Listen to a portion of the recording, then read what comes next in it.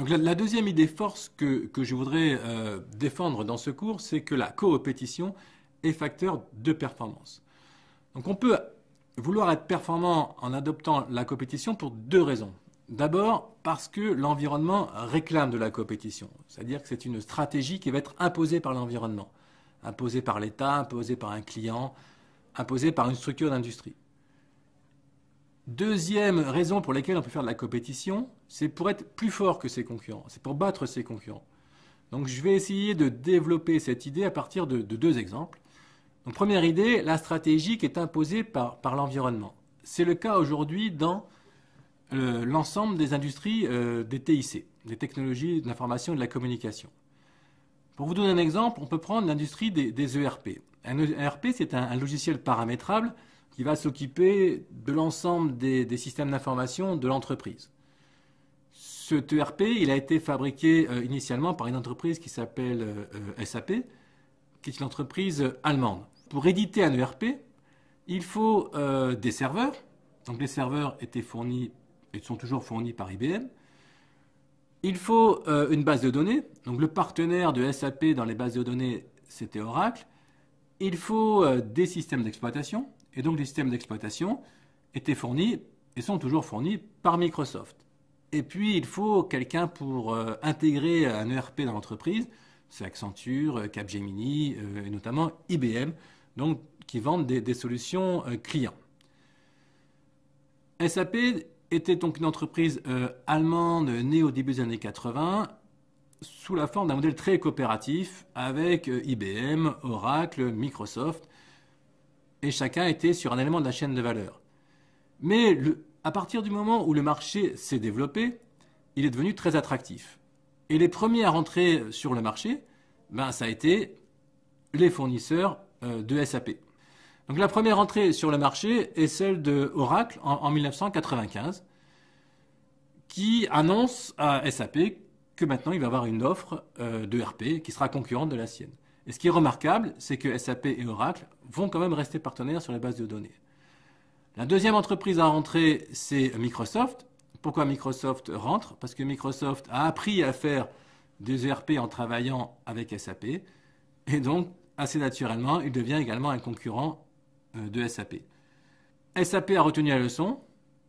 Et donc, la manœuvre suivante de SAP, c'est de rentrer sur le marché d'IBM et d'aller sur les services IBM, d'aller sur les portails, etc. Là où traditionnellement, il y avait son coopérateur ou son fournisseur et client.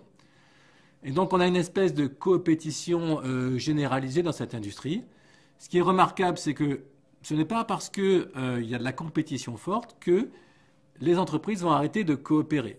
Donc on va avoir par exemple, ce que vous voyez ici, une offre commune Oracle, SAP, Microsoft, dans lesquelles vous avez donc un système d'exploitation Microsoft, une base de données Oracle, un ERP SAP, en compétition avec une offre qui va être pure Oracle par exemple. Pourquoi les partenariats se maintiennent? Tout simplement parce que ce sont les clients qui le demandent. Les clients veulent le meilleur de la technologie. Donc si vous voulez gagner le marché, vous êtes obligé de prendre la meilleure base de données, vous êtes obligé de prendre le meilleur système d'exploitation, et sinon vous perdez le marché. Donc il s'agit d'une compétition qui est un peu forcée par le client. Donc Oracle, SAP et Microsoft sont des complémentaires. Qu'ils le veuillent ou qu'ils ne le veulent pas, c'est les clients qui imposent leurs demandes. Donc pour vous montrer comment la compétition permet de conquérir des marchés, je vais prendre l'industrie des satellites de télécommunications. En Europe, nous avons deux grands fabricants. Ce sont deux fabricants français, donc Thales et EADS, donc aujourd'hui rebaptisé Airbus. Ces deux concurrents s'affrontent sur des marchés qui sont de type appel d'offres. Ils ont chacun leur propre gamme de produits et ils essayent de placer cette gamme, notamment sur les marchés européens, qui sont, disons, qui correspondent à leur taille, à la fois en termes de technologie et de capacité. Le problème, c'est quand ils veulent franchir les frontières européennes et aller sur les marchés mondiaux, où ils vont rencontrer des concurrents américains qui sont de taille beaucoup plus importante qu'eux et qui ont des capacités technologiques également plus avancées. Donc comment faire pour gagner, par exemple, un gros marché qui était à 1,8 milliard de dollars, qui était un marché fourni par un client qui s'appelait Arabsat, un appel d'offres posé par ce client. Les deux concurrents se disent qu'ils n'ont aucune chance tout seuls. En face, il y a Boeing Donc la solution, c'est de coopérer entre deux concurrents, coopérer entre Thales et Airbus pour battre Boeing. Alors, comment ils vont s'y prendre? Chacun va amener le meilleur de sa technologie. Dans un satellite, vous avez ce qu'on appelle une plateforme, c'est-à-dire ce qui va supporter le deuxième composant qu'on appelle la charge utile, qui est l'ensemble des composants électroniques. Donc il y en a un qui va apporter sa technologie sur les plateformes et ses capacités sur les plateformes, l'autre qui amène sa capacité, ses technologies sur la charge utile. Ensemble, ils répondent à un appel d'offres, donc ils font un groupe de projets communs, ils mutualisent les ressources, ils mutualisent leurs ingénieurs, ils mutualisent les aspects financiers, et à partir de là, ils répondent aux clients Arabsat, et ils battent le troisième concurrent qui est Boeing. Donc la compétition, c'est une façon de gagner des marchés.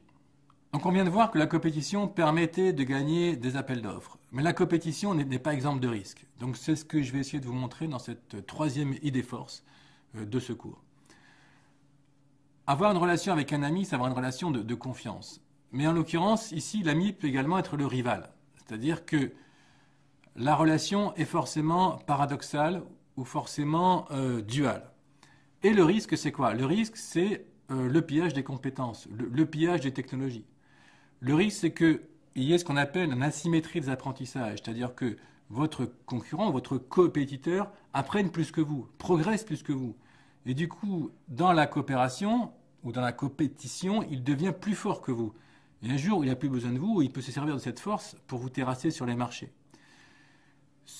Dans la compétition, il peut y avoir ce qu'on appelle un agenda caché, c'est-à-dire que votre partenaire est rentré en coopération avec vous justement pour vous piller vos compétences.